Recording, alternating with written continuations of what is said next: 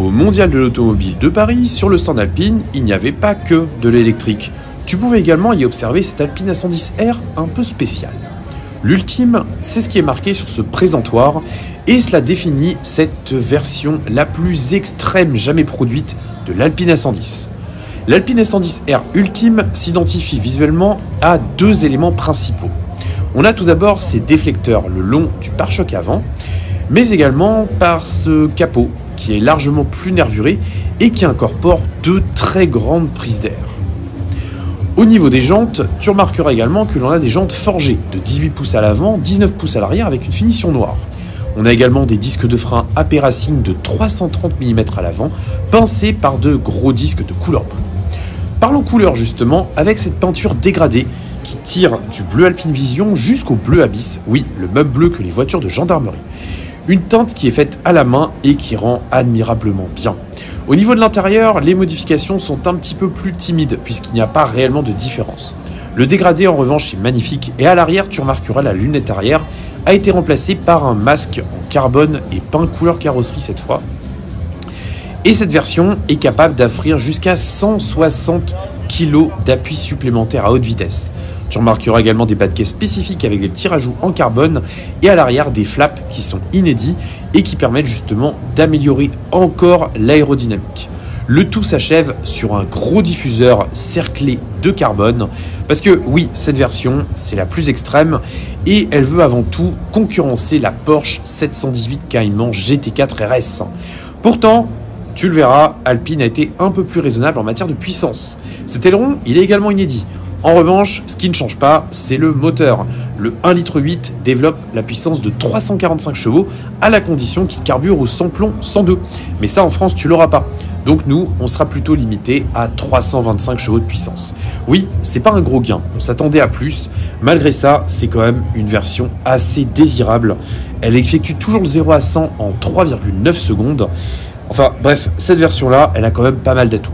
Et ça change un petit peu des autres modèles électriques qui, on le sait, constituent maintenant le futur d'Alpine. Cette version-là, il est donc probable et certain que ce soit l'Alpine A110 la plus aboutie jamais produite. Seulement 110 exemplaires seront produits, dont seulement 67 pour la France.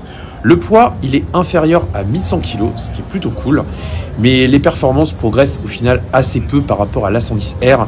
Il n'y a bien que sur le tracé du Nürburgring, avec la fameuse boucle nord, où on a un gain de 15 secondes au tour, donc là c'est un peu plus sympa.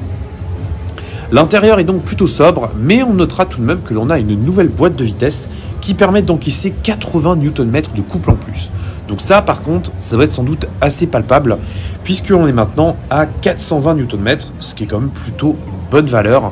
Un intérieur qui est toujours aussi agréable, même s'il est vrai qu'il n'y a pas d'évolution majeure à ce niveau-là. De toute manière, Alpine, avec cette version-là, il cherchait avant tout à séduire les collectionneurs et celles et ceux qui cherchaient les versions les plus extrêmes.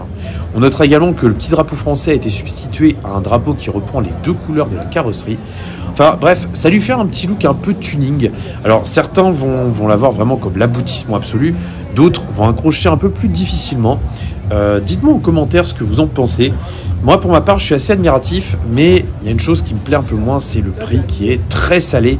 On est à plus de 265 000 €. Et pour les versions en première édition comme celle-ci, on est au-delà des 300 000 €. Et je n'ai pas encore évoqué la question du malus écologique. Bon, cette Alpine A110R Ultime, c'est avant tout une démonstration de force. Preuve en est qu'Alpine, malgré le passage à l'électrique qui s'annonce total, ils vont continuer à faire des versions savoureuses, c'est juste que le plaisir sera un peu différent. Cette Alpine A110R, elle sera donc un collector absolu dans les années à venir. Je ne sais pas si le carnet de commandes est déjà bouclé ou pas, mais ce qui est certain, c'est que je pense qu'elle va rester dans l'histoire. Ça, c'est l'Alpine A290, mais on en parlera un petit peu plus tard.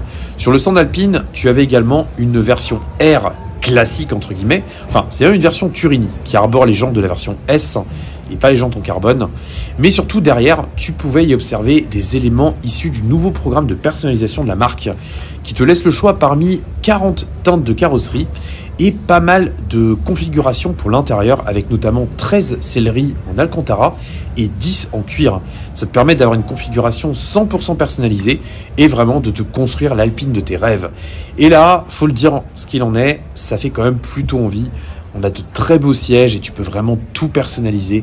Ça, c'est un simple échantillon des couleurs de carrosserie disponibles. Tu as également quelques sièges qui étaient exposés avec toujours une très belle finition et des modèles qui correspondent assez bien à la philosophie des différentes versions. Tu as plusieurs Alcantara qui sont possibles, même plusieurs couleurs pour les étriers de frein. Enfin, franchement, moi, l'Alpine A110, c'est une voiture que j'ai toujours adorée et vraiment, j'espère vraiment qu'elle va rester au catalogue le plus longtemps possible.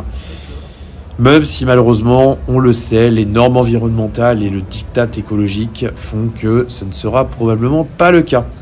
Bon, voilà en tout cas ce que je pouvais te dire sur cette Alpine A110R Ultime, une version assez incroyable qui démontre bien le savoir-faire d'Alpine. Bref, j'ai rien de plus à rajouter, dis-moi tout en commentaire. Salut!